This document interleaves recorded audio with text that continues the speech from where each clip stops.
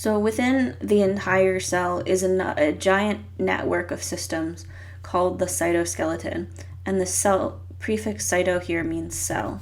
And so this literally means the cell skeleton. And this is going to give the cell shape. It's going to organize those vesicles, show them how to move around, and it's going to anchor the organelles. Think about this like the scaffolding structure of a building, and then also kind of the transport between different regions. The way that this works is along these pathways. So we have microtubules throughout the entire cell that are these teeny tiny microtubule pathways. And you can transport on them using something like motor proteins. So these are the little Uber vehicles of the cell. So the vesicle needs a ride from the rough endoplasmic reticulum because it's going to the Golgi body. So what it does is it's going to hook itself on one of these little upside down Y shapes. And these little Y shapes actually walk along. They take one step after another, and that's how the vesicles transport from one place to the other. So every time they take a step, it requires an ATP. There are 3 types of cytoskeletal components, and the first one here is the microtubules. These are some of the largest components. So these are hollow tubes made up of rings of dimers. So you can see that these little tubulin dimers create spiral rings, and that creates this hollow tube.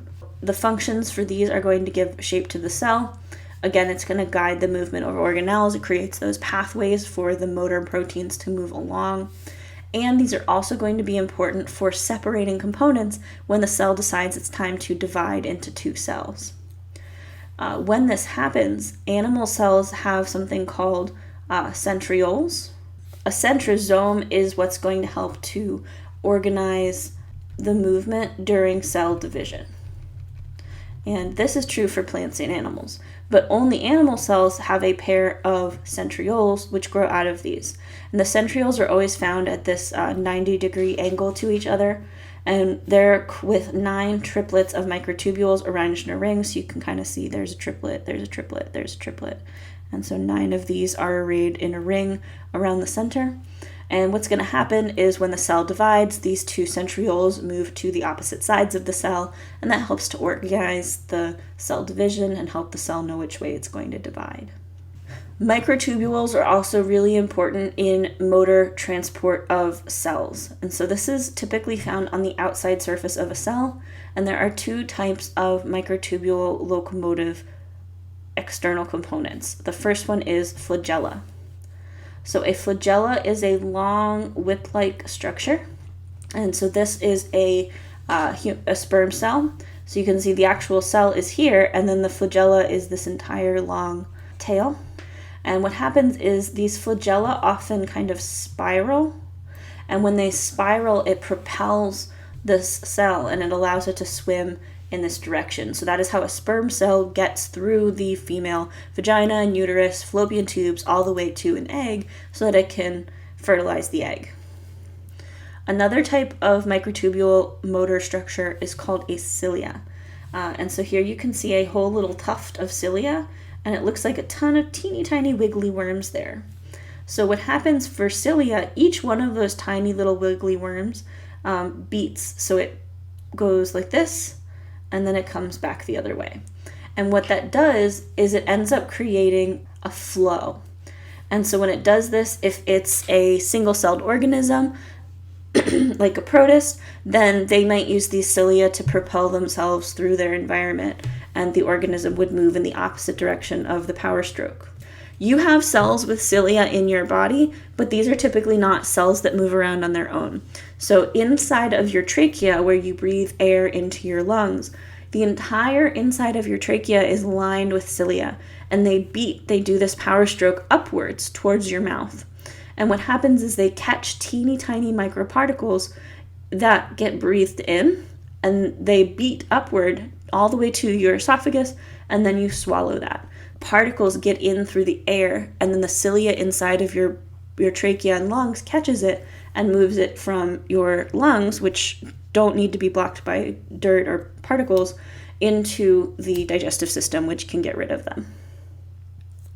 Cilia and flagella are kind of cool. They share the same internal structure. So they have 9 doublets. So you can there's 1, 2 here, and then an internal pair of structures.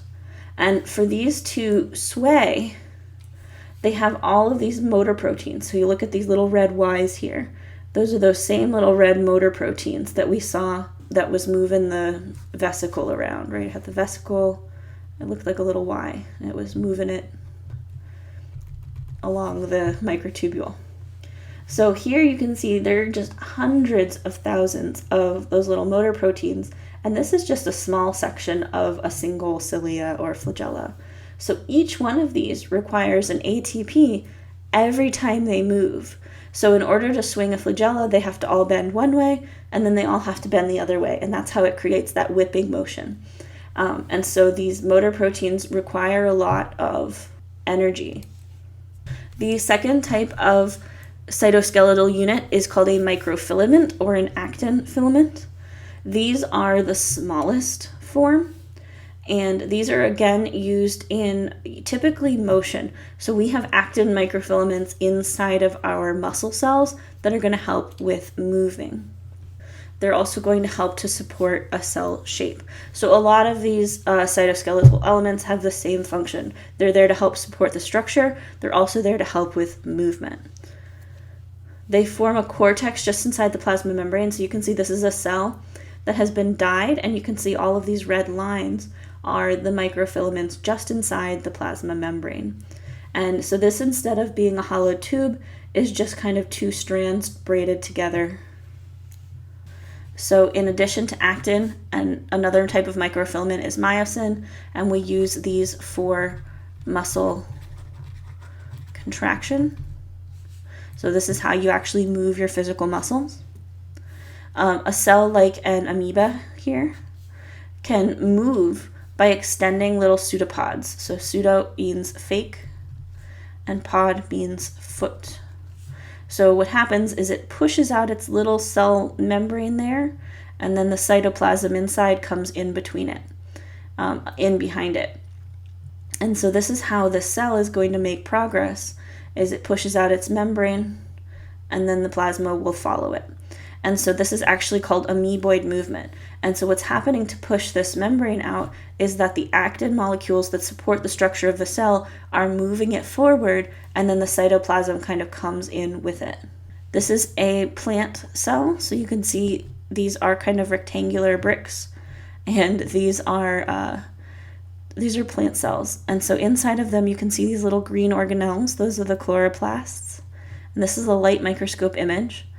So chloroplasts are pretty big, you can see them. And what happens is these chloroplasts kind of move around in this cyclical motion, kind of like when you leave pool toys in a pool and they just kind of float around the edge of a pool. So that circular flow is called cytoplasmic streaming, and it's driven by the movement of these microtubules, the actin and the myosin interactions, inside of that cytoskeleton. So the third type of cytoskeletal element is the intermediate fibers, and if the name doesn't give it away, these are the middle sized. So the microtubules are the largest and the microfilaments are the smallest. Again, these are more permanent cytoskeleton fixtures, so these are going to be more for supporting shape and fixing organelles in place. So the intermediate filaments typically are not going to be as involved in movement as the microfilaments and the microtubules are. A cell wall is a external structure, so we're going to look at some external structures here. An external structure means that it's outside of the plasma membrane. So if you look in here, the plasma membrane is actually on the inside, and then the cell wall here is on the outside. Cell walls are found in plants and some prokaryotes and fungi, but they are not found in animal cells. So these are going to help to protect the plant cell. They help to maintain its shape and prevents the excessive take-up of water.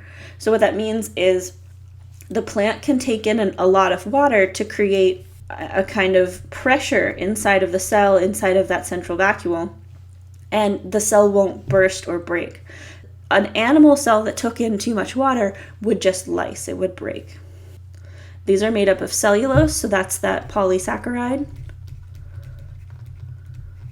that's involved in the structural support of plants, and that is going to make up the fiber inside of a plant in all of those cell walls. Plant cells, because they have these thick cell walls, have openings in the cell walls called plasmodesmata. And these plasmodesmata are channels. They are cytoplasm to cytoplasm connections. These can be used to share molecules between adjacent plant cells. And so that's how these plant cells can all kind of share nutrients, and they can stay in touch with each other without having to go through a plasma membrane and then a cell wall and then a cell wall and a plasma membrane. So this is going to connect the cytoplasm of one plant cell to the cytoplasm of another cell. All right, so now we're going to look at some of the extracellular components of animal cells. And we have several things outside of an animal cell, and we call them the extra, which means outside. Think like extraterrestrial. Extraterrestrials are from outside of the planet Earth. So an extracellular means it's going to be from outside of the cell. And then the matrix is just a mix of different structures.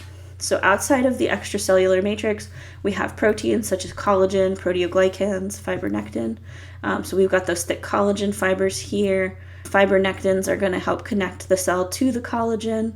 And then the proteoglycans, you can see, are these green kind of winding things.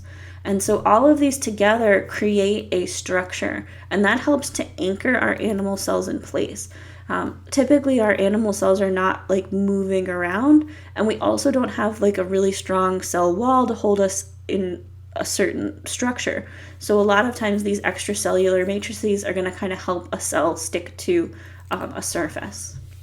This extracellular membrane is going to do this by binding to a protein on the cell membrane called an integrin. So you can see that these fibronectins bind to the integrin. So here's the integrin complex, and that's how it connects the plasma membrane up here to the extracellular matrix. Animal cells also have methods of maintaining closeness with their neighbors as well as communicating with their neighbors. So there are 3 different types of junctions here. And I want to start with the gap junction. The gap junction is almost the same thing as that plasmodesmata. So the plasmodesmata was for plants as to gap junctions in animals. So this is a cytoplasm to cytoplasm connection. You can see these at the bottom, and those are going to help the cytoplasm of this cell coordinate with the cytoplasm of this cell and share ions or molecules or nutrients between them. These are also useful in like the heart cell for communicating when to contract. So this is going to send electrical components from one cell to the next cell immediately to help the heart cell all contract as one, rather than having your heart contract whenever it wants to. A tight junction is going to create a waterproof barrier. So you can see up here there's a tight junction between these 2 cells and these 2 cells. Think of this as your intestine. In your intestine, you have nutrients and liquid flowing from your stomach to the anus. And there's some stuff that we don't want to absorb, right? We don't want to bring it into our bodies. So we have these tight junctions that create a waterproof barrier. So some of the waste that we don't want to get through, it kind of just gets expelled. It can't get past the tight junction. This is what helps our gut actually regulate what gets into our body. Somebody who has a leaky gut is having an issue with these tight junctions, and it's going to allow stuff into the body that we don't actually want. In order to get into the body, it has to get through these cells and then into the blood, which would be down here.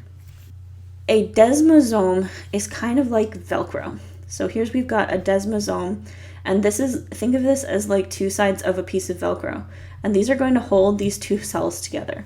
Desmosomes are super important for tissue organization, where we have lots of cells that are doing kind of the same function in the same area.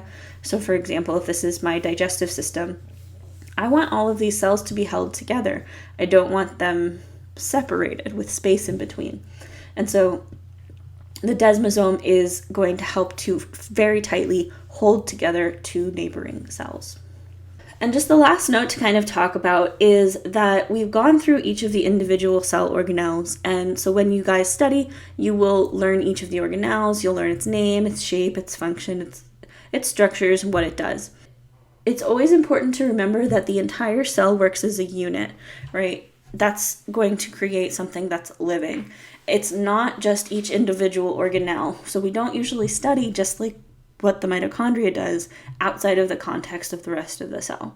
So the entire cell is greater than just what each of its parts can do. Because remember, when we put things together into a certain order, new properties emerge. So an entire cell with all of its working parts has got new properties emerging that makes it greater than just the sum of its parts.